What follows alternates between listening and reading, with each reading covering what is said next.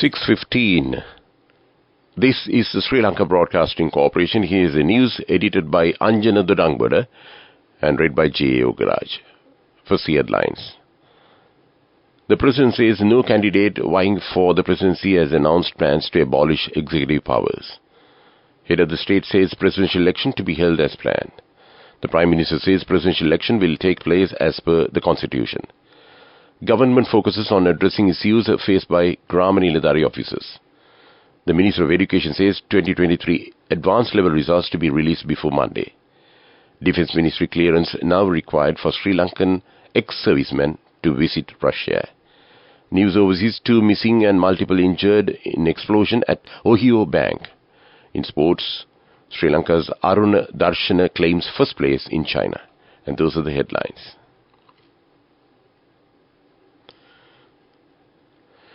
President Ranil Wickremesinghe emphasized that none of the candidates aspiring to run in the presidential election have announced their intention to abolish the executive powers associated with the position. The President highlighted the dual nature of the executive presidential system, noting its advantages and disadvantages. He emphasized that the executive power vested in the presidency played a pivotal role in the economic development of Sri Lanka and the resolution of the 30-year war. President Wickremesinghe made these remarks while participating in What's New dialogue on legal reforms with young legal professionals at a workshop held yesterday at the Presidential Secretariat.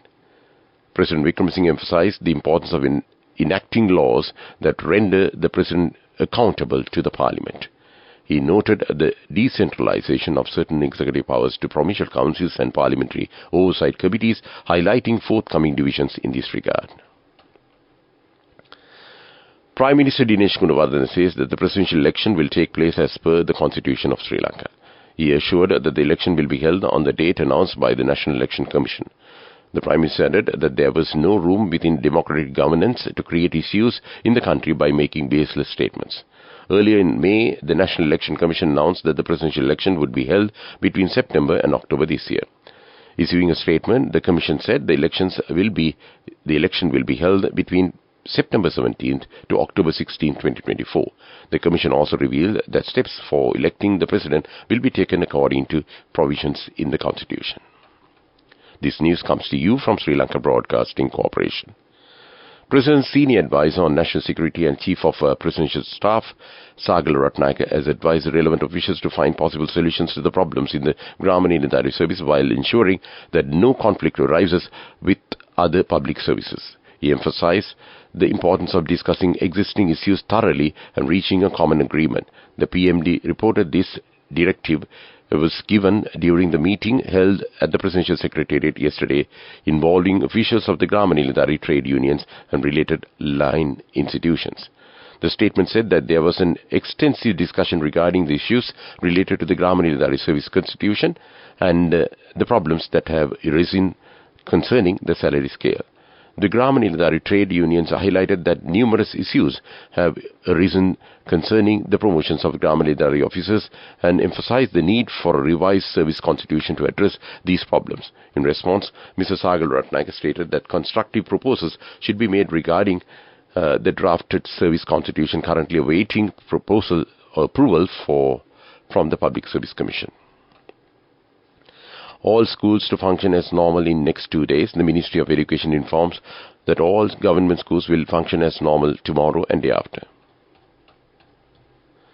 Education Minister Dr. Susi Premjayantha says that necessary arrangements will be made to release the results of the 2023 GCE Advanced Level Examination before next Monday.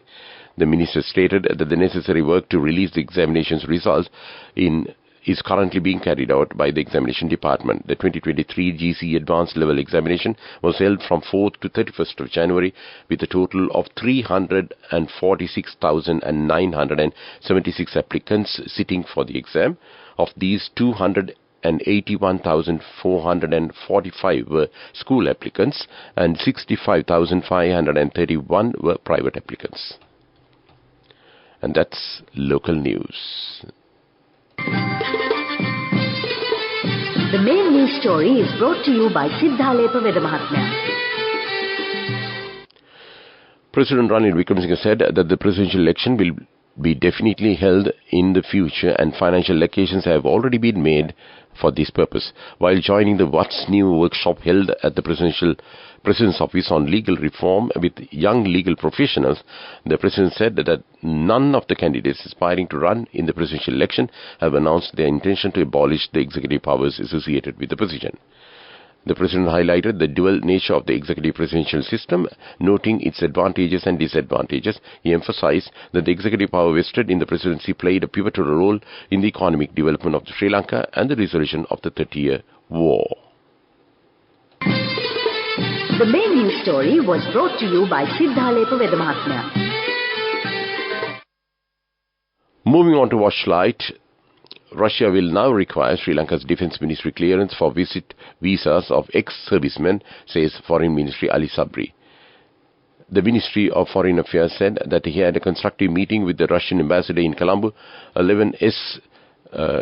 Dagrian, today. He said in a post on X, "We addressed the urgent situation of Sri Lankans being deployed in the Russia-Ukraine conflict and agreed on immediate steps to resolve these issues.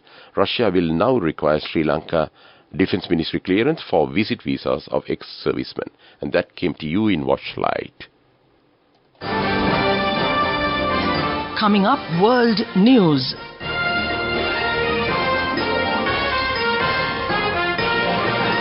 Two missing and multiple injured in explosion at Ohio Bank. Thailand set to indict former Prime Minister Thaksin over royal insult. A mountain fell on the people, says rescue worker at PNG landslide site. And those are the headlines. And now we move on to the stories in detail. The officials said 7 people were injured, including 1 critically, and 2 people remain missing after an explosion rocked downtown Youngstown, Ohio yesterday. The explosion occurred near Central Square Tuesday afternoon, police said, urging people to avoid the area. Authorities said it is unclear what caused the explosion, which impacted a building that contains a Chase Bank and apartments.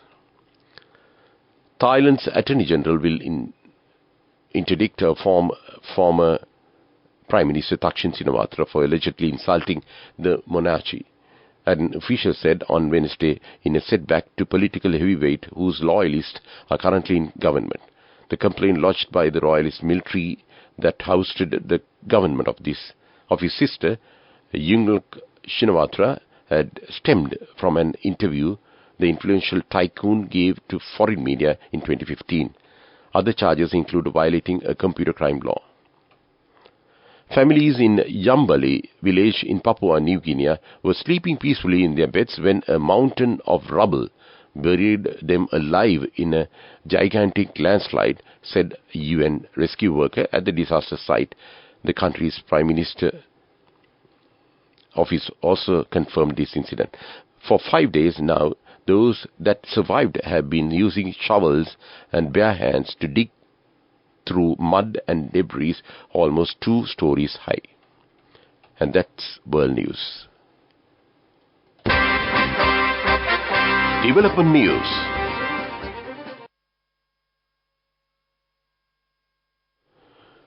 President Ranil Wickremesinghe has called on all stakeholders, including private sector investors, to support and develop a long-term plan for advancing Sri Lanka's energy sector transformation and promoting green growth efforts. According to the President's Media Division, President Wickremesinghe stated this while addressing a roundtable discussion. With hydropower largely exploited to the optimal levels, there has been an increased effort to include wind and solar power generation to the national grid. And that was Development News. Moving on with Sports News. Sri Lankan sprinter Aruna Darshana has won first place in the men's 400 meters event at the second Belt and Road Athletics Invitation meeting in Chongqing, China. He claimed first place in the final of the men's 400 meter with a timing of 45.48 seconds at the Olympic Sports Centre, Chongqing. Go ekak thiyana youth ekata life ekේ change ekata niyamata set wenna as wahagena dakapu hina habe karanna youth ekata niyamata set wenna friendship එක menna. The all new all-new NSB Ithru account. NSB IAM, a plan for your dream. Business News, sponsored by National Savings Bank, the safest place for your money. The Embassy and Permanent Mission of Sri Lanka in Bangkok joined the International Charity Product Expo of the year 57th Diplomatic Red Cross Bazaar under the theme Shop for a Cause at Siam Paragon, Bangkok from 17th to 19th May 2024. The bazaar was organized by Thai Red Cross Society in collaboration with the spouses of ambassadors in Bangkok.